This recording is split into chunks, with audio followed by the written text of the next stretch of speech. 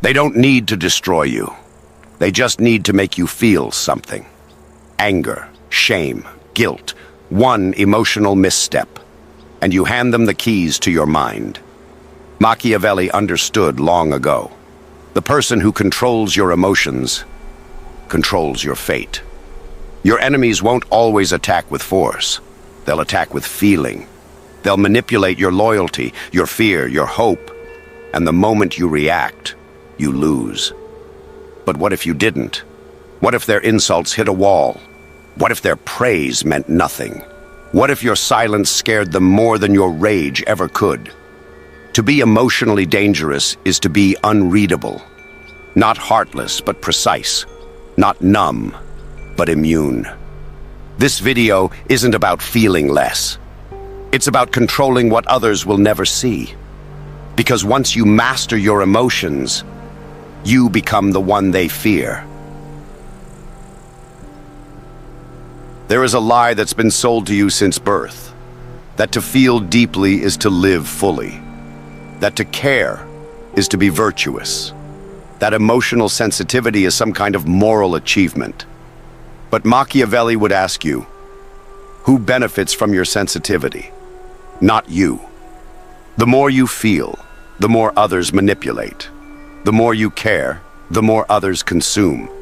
And the more you react, the more others control. Power begins when emotion ends. But here's the part the weak never understand. You don't need to be dead inside to become emotionally dangerous. You don't need to erase your humanity, only your reactions. This isn't about becoming hollow. It's about becoming selective. You still feel. You still think. But you never show your hand. You don't hand out your feelings like a free sample. You reserve them. You weaponize them. And you use them strategically when they serve you. The shift begins when you stop needing to be understood. You no longer require validation, pity, or connection.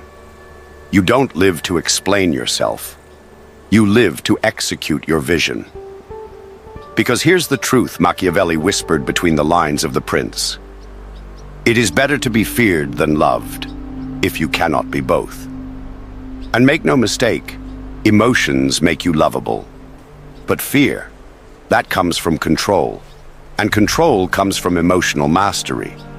So how do you become cold without becoming empty? You start by reprogramming how you see emotion itself. Most people use emotion as a guide. They act when they're angry, speak when they're hurt, run when they're scared. But this is primitive, animalistic, reactive. You're not here to live like prey. You're here to become the predator, calculated, calm, composed. The emotionally dangerous man watches his reactions like a general watches a battlefield. He doesn't flinch at betrayal. He doesn't blink at threats. He doesn't speak when silence creates more fear. This man doesn't rage. He waits. He doesn't beg. He disappears. He doesn't explode. He recalibrates. Because he understands something most men don't. Your calm is a weapon. Your stillness is a warning. And your indifference is power. But to get there, you must kill your dependence on emotional validation. Stop seeking applause. Stop chasing understanding. Stop explaining your pain to people who weaponize it behind your back. You don't owe the world your heart. You owe yourself your freedom. The shift happens when you begin to guard your emotional energy like treasure. You don't react to every insult. You don't explain every decision. You don't justify your ambition to people who never built anything. And most importantly, you detach. Not because you don't care, but because caring too much makes you predictable. And predictable men are replaceable. This is the art Machiavelli practiced in the shadows. To wear masks, not to lie, but to protect. To remain unreadable, not to deceive, but to dominate. This shift, from emotional chaos to controlled detachment, is your evolution. The moment you stop allowing feelings to dictate your movements, You start moving others without them ever touching you. This is the power of the cold. Not cruel, but invulnerable. Not heartless, but unreachable. You are no longer a man who gets moved. You are the man who moves others. And once you cross that threshold, you don't just become emotionally dangerous. You become emotionally untouchable. Look around you. Power is no longer taken by brute force. It's taken through emotion, through manipulation, guilt, shame, and distraction. You're not being conquered with swords. You're being conquered with words. They don't need to break your body. They just need to provoke your feelings. And you'll destroy yourself from the inside. Every time you react emotionally, you give them something to work with. A sigh of frustration, a tear of disappointment, a flare of rage. These moments might feel justified to you. But to someone watching closely, they're blueprints, maps of your psychological weaknesses. They now know what bothers you. They know how to destabilize you. And worse, how to control you. Emotions are not private. They're public signals. And in the game of power, the one who broadcasts their emotions is the one who bleeds first. This is where most people fail. They believe being emotional means being real. They believe opening up makes them brave. But Machiavelli would laugh at that foolishness. He knew better. He wrote for men who wanted to rule, not for men who wanted to be liked. He understood that power is cold. Power is silent. Power feels nothing unless it must. You think you're being honest when you cry. But what you're really doing is exposing a wound in front of people who would love to push deeper. You think you're strong for yelling back. But you've already been baited. And they're smiling while you explode. This is how kings fall, how empires rot, how strong men become pawns. Through emotion, not through failure, but through their inability to detach. And the tragedy is, most people are proud of their emotional reactions. They say, at least I'm being authentic. Authentic? Number, you're being predictable. You're being readable. You're being weak. In a world that watches everything, emotional transparency is suicide. Let's be very clear. If your enemies can make you angry, they can make you act without thinking. If your friends can guilt you, they can make you compromise your principles. If your memories control you, the past will own your future. And if your heart is always open, someone will come along and crush it for sport. The enemy doesn't want to kill your body. They want to control your decisions. And they do that by triggering your emotions. It doesn't matter how smart you are. It doesn't matter how good your intentions are. If you can't control your emotional output, you will never be powerful. Because in the game of power, emotions are currency, and you're leaking yours for free. Let that sink in. Every outburst is a donation to your enemy's strategy. This is the hidden war no one talks about. Not a war of bullets and blades, but a war of reactions. And the truth is this: you're not losing because you're not capable. You're losing because you're emotionally exposed. You think they don't see your insecurities? They do. You think they don't know you crave approval? They smell it, and they use it against you. Until you feel trapped, drained, confused. Not because the world is cruel, but because you never learned how to armor your emotions. And that right there is the problem. Emotional control is not a gift. It's a skill. And like any weapon, it must be sharpened, tested, and mastered in silence. Machiavelli didn't rely on luck, fate, or virtue. He relied on preparation. He believed that a wise man does at once what a fool does finally. So if you want to become emotionally dangerous, you must train for it, ruthlessly. Not by suppressing your emotions, but by dissecting them, rewiring them, and weaponizing your response. Here's how the process begins. Step 1. Pause before you react.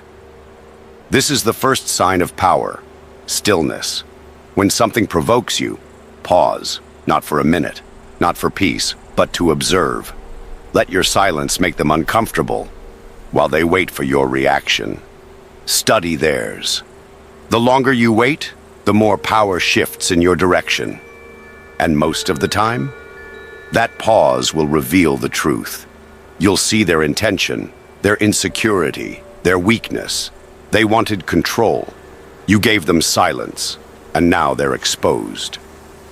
Step 2. Replace emotion with strategy. The average man reacts with feelings. The powerful man responds with tactics. Instead of asking, "How do I feel about this?" ask, "What gives me the most control here?" Detach from your ego. Detach from your pride. Detach even from your need to be right. Right means nothing if you lose the game. You want the advantage, not the emotional release. Revenge isn't slamming the door. It's walking away while they self-destruct. You don't need to get even. You need to rise above so far. They become irrelevant. Step 3. Train your triggers. You must know your weaknesses before the world does. What gets under your skin? Is it disrespect, rejection, being ignored? Good. Now make it your training ground. Put yourself in situations where that exact trigger appears, again and again.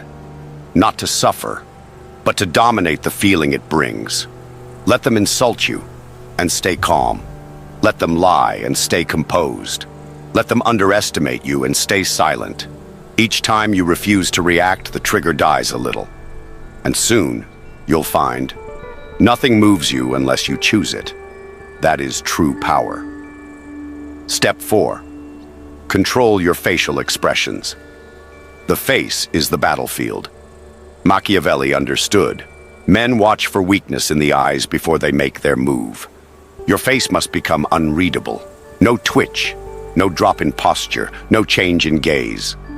Train yourself in the mirror. Practice stillness. Practice neutrality. Smile only when it benefits you. Frown only when it sends a message. Every look is calculated. And when they try to provoke you, give them nothing but a calm, surgical stare. Let their confusion grow. Let their power fade. Step 5. Say less than necessary. Words are currency, and most people spend theirs like beggars. You want power? Then speak with precision. Let silence fill the gaps between your sentences. The emotionally weak explain everything. They rant, they justify, they confess. You speak only to command, correct, or confuse. Let your stillness speak louder than their noise. Let your unpredictability breed fear. Because when they don't know what you're thinking, they'll assume the worst. And that assumption is your shield. These 5 methods: pause, reframe, train, harden your face, and speak less. They are not tricks. They are disciplines. And the more you practice them, the more emotionally invincible you become. Not by running from pain, but by learning to process it privately and convert it into strength. This is what Machiavelli would call the inner fortress, an invisible layer of armor around your soul. Most people defend castles. You build walls within your mind. Walls no one can breach, not even with love, hate, or betrayal. And that is the method, not for surviving, but for dominating. When you finally gain control over your emotions, your entire life begins to shift. People respond to you differently. Conversations become shorter. Silence becomes your strongest language. You no longer need to prove anything. Your calm presence says it all. Most people walk through the world being completely reactive. Their faces show every irritation. Their words are rushed, and their emotions are easy to read. They think they're being honest or expressive, but really, they're giving away power. When you stop doing that, When you become emotionally disciplined, you become something people don't know how to handle. You'll notice people hesitate before they speak to you. They'll test you once, maybe twice, but then they'll stop. They realize quickly that their tricks don't work on you. You don't get flustered, you don't chase, and you don't beg. You stay still, and that stillness makes you dangerous, because they can't read you, and they don't know what you'll do next. This emotional control gives you quiet power. You don't have to argue or raise your voice. You don't have to explain yourself. People start taking you seriously, not because you demand it, but because your behavior forces it. The less you show, the more people start to fear what you might be thinking. That fear, that uncertainty, becomes a kind of control. You also stop relying on people emotionally. You're no longer attached to their approval, their praise, or their attention. You become more self-contained, more difficult to reach. People realize they can't influence you with guilt or compliments. You don't get swayed easily. And that makes you immune to most of the emotional traps others fall into. Over time, your emotional discipline becomes your identity. Others begin to look at you as the one who doesn't get rattled. They adjust their tone around you. They think twice before crossing a line. You don't have to say much, because your silence already carries weight.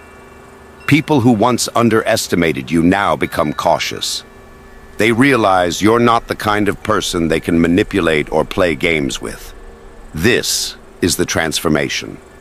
You don't just gain respect, you gain presence. And presence is more powerful than noise. You become the person others measure themselves against. Not because you tried to be intimidating, but because you removed the one thing that makes most people weak: uncontrolled emotion. That's what it means to become emotionally dangerous. You don't attack, you don't explain, you don't beg. You simply stop being available to the games. And in doing so, you rise above all of them. Emotional power is not something you achieve once and forget. It's not a trophy you place on a shelf. It's not a phase you go through. It's a discipline, one that requires daily awareness, daily restraint, and daily control. You don't become emotionally dangerous by accident. You become it through repetition, through decision, and through refusal. Refusal to react, refusal to explain, and refusal to hand over control to anyone. Most people lose their emotional edge because they relax. They think they've outgrown their triggers. They let people in too quickly.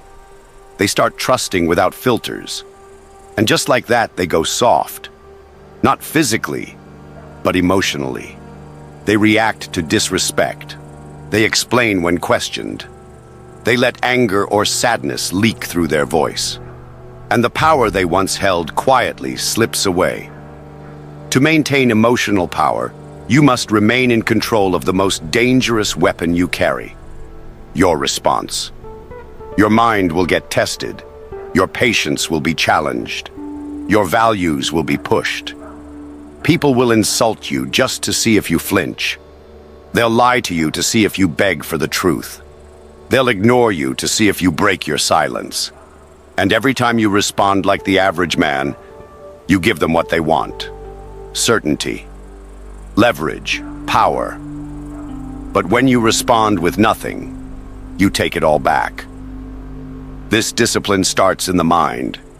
You must learn to observe your emotions, like a strategist studies an enemy. When something angers you, don't react. Analyze it. When someone disrespects you, don't defend yourself. Remember it. When you feel sadness, loneliness, or confusion, don't drown in it. Step back, look at it, use it. Because your feelings are real, but they don't all deserve your action. Most of them are just noise designed to throw you off balance. The strong man lets them pass like weather. He remains the same in sunshine and storm. Another key to maintaining emotional power is detachment. That doesn't mean you stop caring. It means you stop attaching your peace to things you can't control. You stop expecting people to be loyal, honest, or kind. You stop assuming you'll be understood. Instead, you prepare. You expect betrayal. You anticipate disrespect. You understand that in a ruthless world, people do what benefits them, not you. And when you accept that, you stop being surprised. You stop being shaken. You also build internal distance. You keep your thoughts close, your feelings closer, and your reactions sealed behind a wall. You don't owe the world an explanation. You don't need to defend your silence. You don't need to argue with people who aren't on your level. You speak when it benefits you. You act when it brings results. The rest, you let it pass. The emotionally dangerous man lives like a shadow, present but untouchable. He doesn't react to every insult. He doesn't chase after attention. He doesn't need to be liked. His value comes from what he withholds. His power comes from what he does not show. And that mystery, that emotional silence, commands more respect than 1,000 speeches. You also must protect your environment. Don't surround yourself with people who feed chaos. Don't spend time explaining yourself to those who enjoy confusion. Choose silence over small talk. Choose solitude over fake support. Because the world is full of people who pretend to care just to gather information. You don't need them. You need peace. And peace comes from control over your emotions, your surroundings, and your time. Maintaining emotional power means keeping your sword sharp, even when no one is attacking. You stay disciplined in calm seasons, so you're lethal when storms return. You train your face to stay still, your voice to stay even, and your mind to stay focused. You don't rehearse anger, you rehearse restraint. That's where power lives, not in shouting, but in silence. In the end, emotional strength becomes your greatest asset. Not your money, not your words, not your physical strength, but your ability to remain unmoved when the world tries to provoke you. That is power. That is control. That is fearlessness. And that is how you stay dangerous. Quietly, consistently, forever. If this message woke something up inside you, if you felt your mindset shift even slightly, then like this video. And if you want more ruthless clarity on power, control, and strategy, subscribe to the channel. This is not motivation. This is preparation. Stay sharp. Stay cold. Stay in control. And never let them see you bleed.